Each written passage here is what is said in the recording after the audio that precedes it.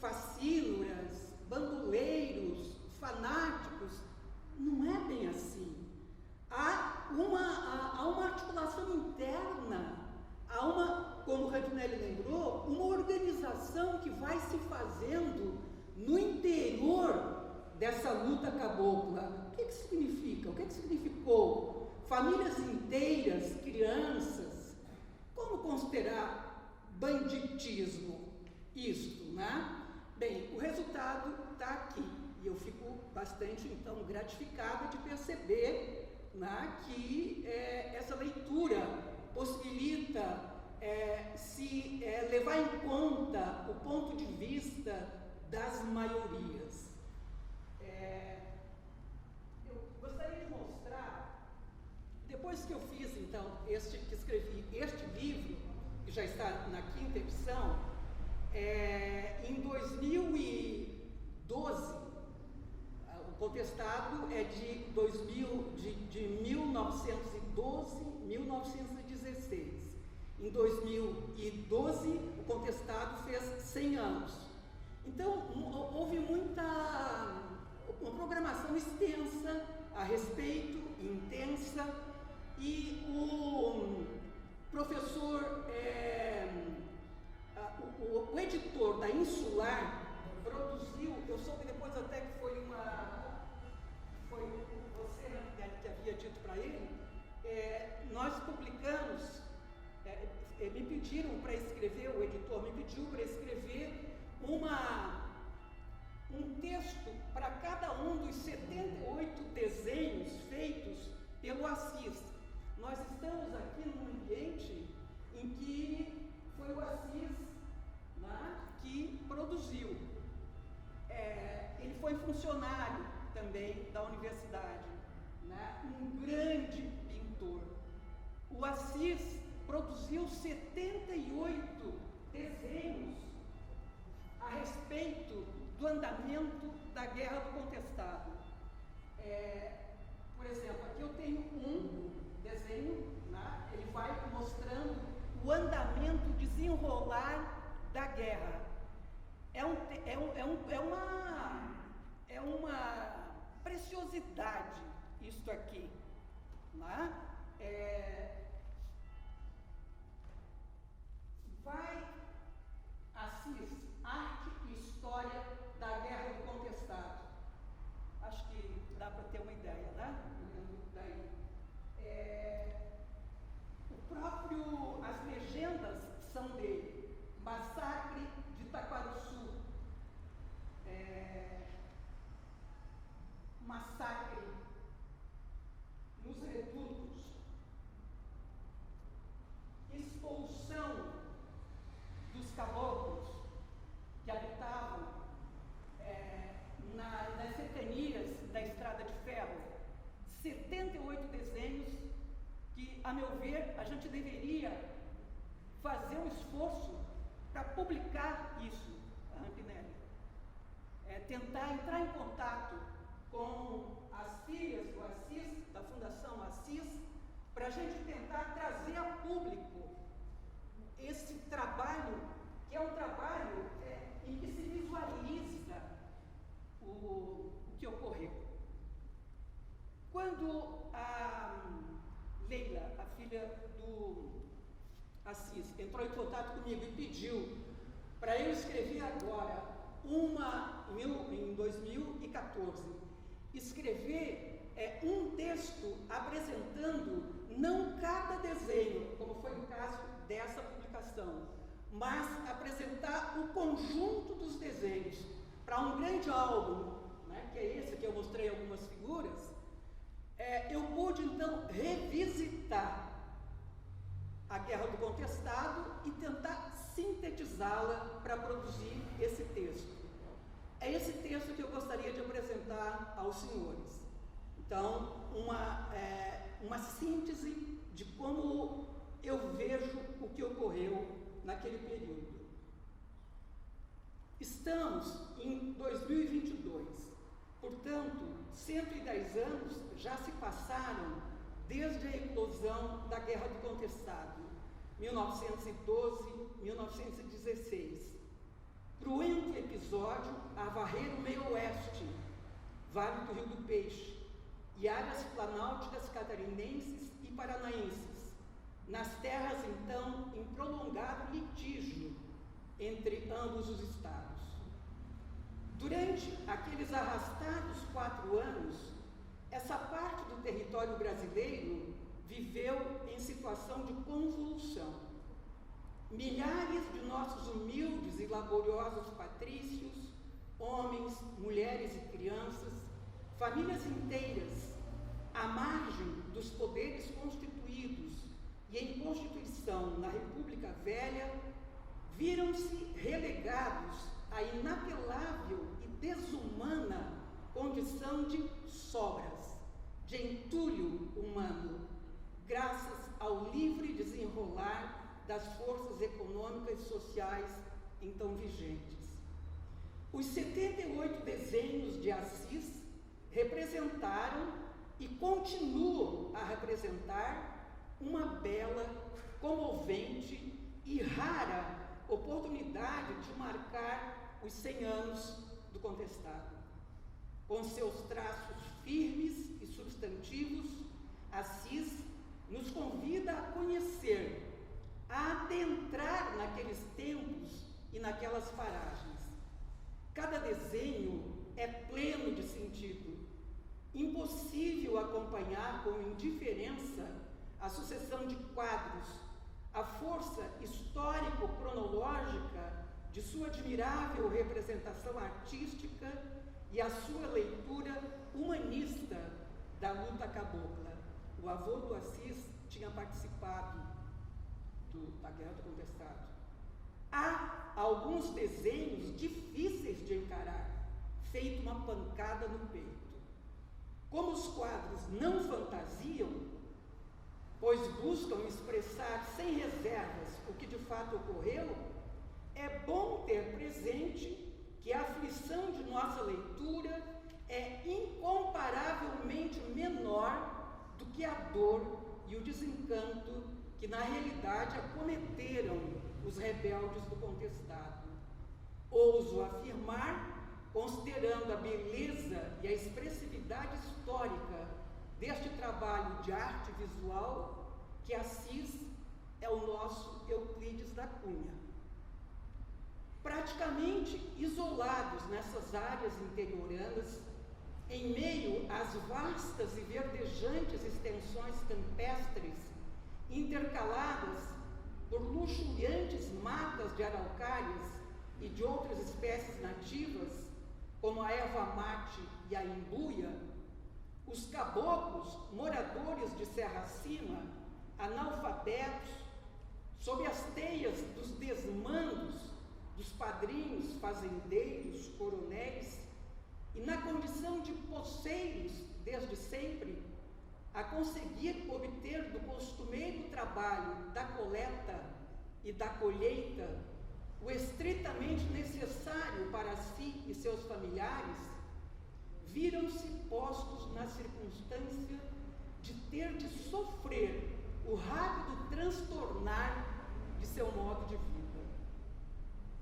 Feito raio em céu azul, o todo-poderoso grupo de Percival Farquhar, mega empresário estadunidense, surge no limitado horizonte caboclo e instala na área, a ferro e fogo, seus grandiosos tentáculos empresariais, modernizantes. Era o progresso despontando naquelas áreas. A estrada de ferro São Paulo-Rio Grande, que chegou a integrar um projeto de construção de uma ferrovia pan-americana que ligaria o extremo sul da América do Sul ao norte da América do Norte, atravessou o Vale do Rio do Peixe. Para sua construção, milhares de homens pobres foram arrebanhados desde os principais centros urbanos de então, mediante a promessa, não cumprida, de salários compensadores. Uma vez finda a construção do trecho ferroviário, submetidos às condições de trabalho que muito lembravam os infaustos tempos da escravatura, os sobreviventes foram abandonados, largados ao Deus dará. Assim, passaram a engrossar com os caboclos, já moradores de Serra Acima, o volumoso contingente humano posto à margem da avassaladora onda de avanço econômico então em vigor. Sem o reconhecimento de qualquer direito no âmbito estatal, a estes milhares de pobres brasileiros serão destinados os reiterados, extremados e sumários rigores da ordem. Naqueles tempos e naquelas paragens, o Brasil que valia era o Brasil com Z, o do todo-poderoso Grupo Farquhar. Aí tem o nome aqui das duas, como eu não sei inglês, eu não vou falar. A minha filha disse, fala mãe, não tem importância, o importante é dizer. As duas companhias criadas pelo mega empresário, duas grandes serrarias, era o progresso a marcar a sua indelével presença.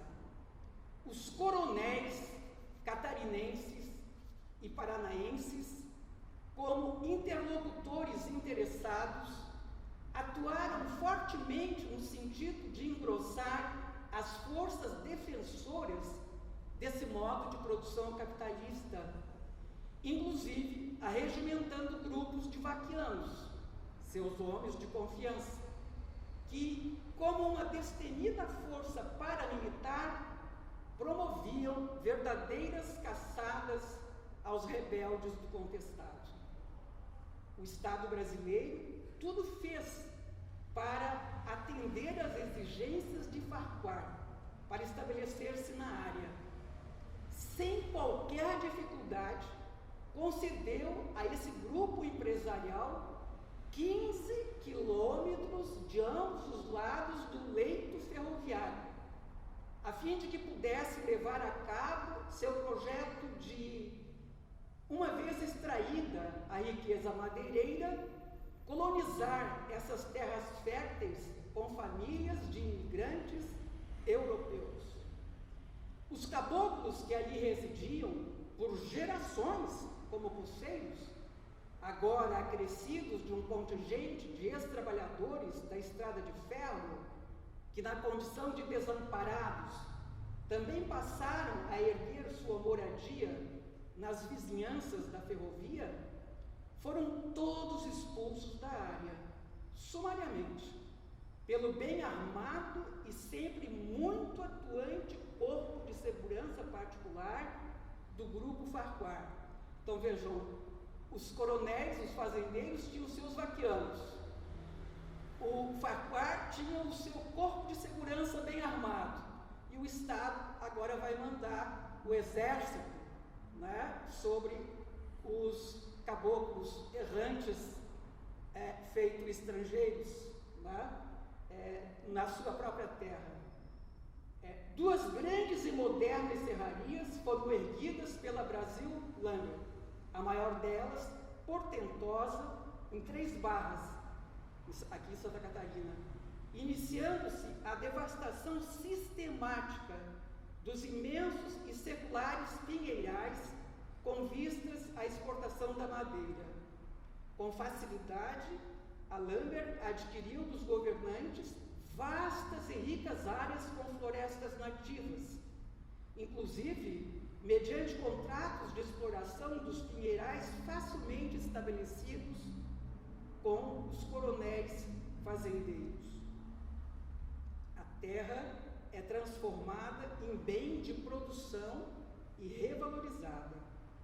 Esse predatório e avassalador processo de exploração econômica capitalista promoveu com celeridade a crescente busca e defesa da institucionalização da propriedade privada da terra, em detrimento da costumeira simples ocupação ou posse.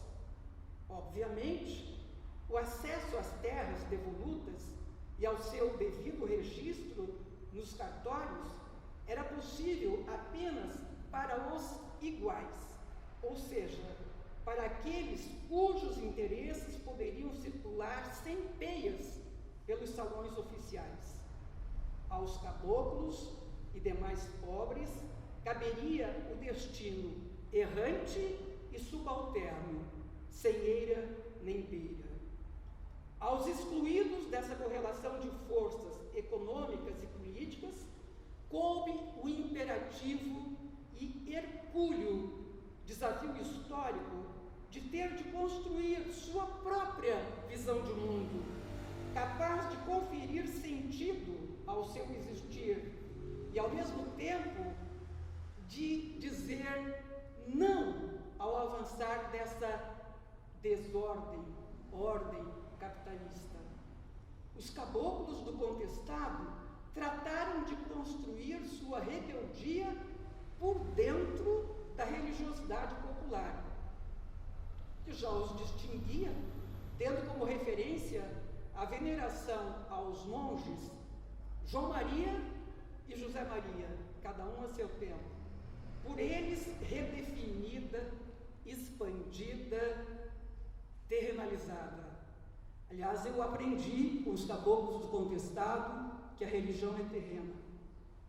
Ergueram as cidades santas, os redutos, e nelas fundaram a Irmandade Cabocla, sob o preceito de que, aspas, quem tem, mói, quem não tem, mói também, e no fim, todos ficam iguais, fechar aspas, pois, entre aspas, tudo é irmão, irmã. Havia fartura e festa nos redutos, sobretudo no início do movimento rebelde. Tudo o que cada família havia trazido de sua vida pregressa era repartido entre todos. Piquetes eram formados para incursionar pelas fazendas vizinhas e, compulsoriamente, arrebanhar gado e demais comestíveis destinados à alimentação dos rebelados. Houve reduto que chegou a contar com alguns milhares de moradores. Havia uma disciplinada organização interna, sob um comando geral e vários subcomandos. Ao aumento da violência externa sobre a Irmandade Cabocla, os seguidores do monge responderam preparando-se para a luta. Em contraponto às encarniçadas investidas que sofriam das forças de segurança públicas e privadas, a certa altura do movimento, tomaram a iniciativa de atear fogo à serraria da Brasilândia e à estação ferroviária, de destruir trilhos, fios telegráficos e sedes de fazendas, de atacar colônias de imigrantes, de depredar cartório e queimar registros oficiais de propriedade de terras. Para eles, morrer significava passar para as fileiras do exército encantado de São Sebastião, que algum dia retornaria para fundar aqui na terra a monarquia, a lei de Deus, em contraposição à República Brasileira, a lei do diabo. A vida nas cidades santas era a prefiguração dessa nova e desejada ordenação social. Nesse processo de ruptura com a marginalizadora ordem circundante, verificou-se o rompimento entre o catolicismo popular, vivenciado pelos caboclos rebelados, aglutinados pela figura do monge, e o catolicismo erudito, tenazmente propagado planalto adentro por Frei Rogério Nihaus, com o fim das ambiguidades entre ambas as crenças. no afã de obter a rendição dos caboclos, Frei Rogério foi sumariamente expulso do reduto de Itaquaquecetuba, sob pena de levar uma surra. Tempos depois, irá realizar missas diárias para os soldados do general Setembrino, que então promoviam um cruento cerco às cidades santas. Vejam como a religiosidade é terrena. De 1912 a 1916, vários redutos foram construídos pelos caboclos amotinados. As autoridades catarinenses e paranaenses tratavam de enviar forças de segurança para acabar com a desordem pública, com o fanatismo. Entre os segmentos dominantes, espalhavam-se a informação e o medo de que um novo Canudos erguia-se no sul do país. Os jornais de Curitiba e Florianópolis, mas também do Rio de Janeiro, então a capital do país, alardeavam a respeito em grossas e sucessivas manchetes, encarecendo a necessidade e a urgência de uma firme ação repressora governamental. Membros do Grupo Farquhar trataram de protestar diretamente ao governo da República, registrando que a zona estava ameaçada por horda de fanáticos e exigindo garantias individuais e para as propriedades, e que iriam responsabilizar a União pelos prejuízos que possamos sofrer. Afonso Camargo, vice-governador do Paraná, era também advogado desse grupo empresarial e intermediou vultosos negócios de terras para o grupo. O coronel Vidal Ramos, fazendeiro nos campos de Lages e governador de Santa Catarina, também reivindicou a ação do governo central contra os bandoleiros do contestado. Enfim, o que se pode constatar é que, nesses 4 anos de conflito armado, grande parte do então Exército da República foi diretamente comprometida com a missão de varrer do mapa brasileiro os facínoras sulinos. Milhares de nossos patrícios rebelados, diante da ferrenha ausência de eco aos seus legítimos reclamos junto aos gabinetes oficiais, passaram a ser tidos como inimigos, como adversários, e nesta condição deveriam ser prontamente eliminados. Um verdadeiro plano de guerra foi construído para tal fim, com o estabelecimento de colunas militares em todos os quadrantes, de tal modo que um cerrado cerco aos redutos tratasse de dizimá-los, inclusive pela estratégia da fome e da deserção em massa.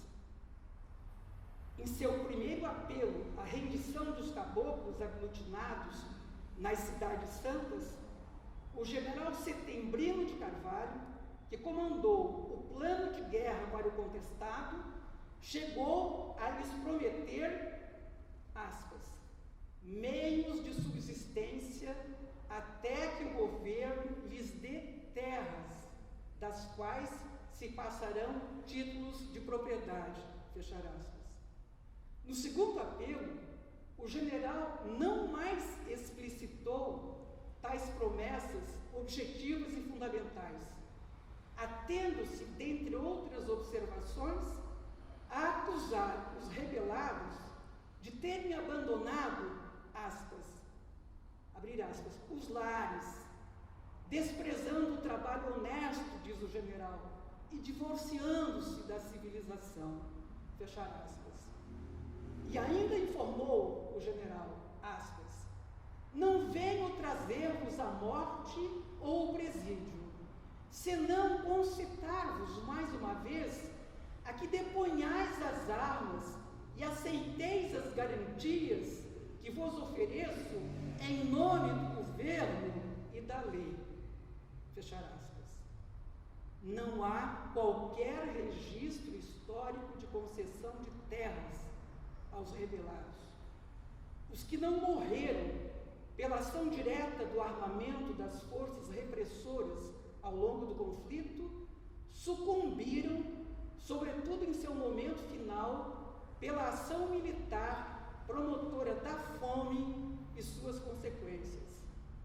Degolas e fuzilamentos sumários foram comuns, não obstante pedidos de clemência. Muitos ex-rebelados foram encaminhados ao trabalho forçado em colônias e fazendas de coronéis da região, como forma de ressarcir o governo dos prejuízos tidos com o deflagrar da guerra. Na mesa final da sessão que encerrou o simpósio do centenário do contestado, em Chapecó, realizada em 22 de outubro de 2013, foi aprovada por aclamação a Carta de Irani.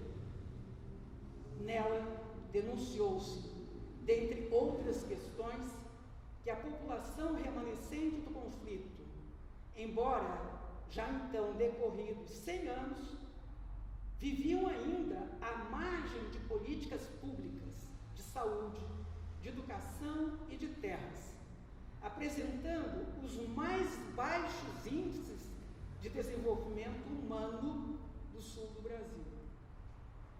Mais de um século após o seu deflagrar, a guerra do contestado fustiga nossa aquietada consciência, feito um veio aberto e pródigo de ensinamentos acerca das grandezas e das misérias do nosso processo histórico de formação nacional. Trata-se de um passado que não passa a atravessar vivamente o nosso presente e, assim, a dificultar e mesmo deter o desabrochar do nosso futuro. Daí a importância da continuidade do silenciamento acerca dele, ou da propagação de leituras que, no afã de amordaçá-lo, buscam ainda caracterizá-lo como expressão de fanatismo, de banditismo, de desordem pública. Ou seja, o contestado vive. Este país é um imenso contestado. É isso.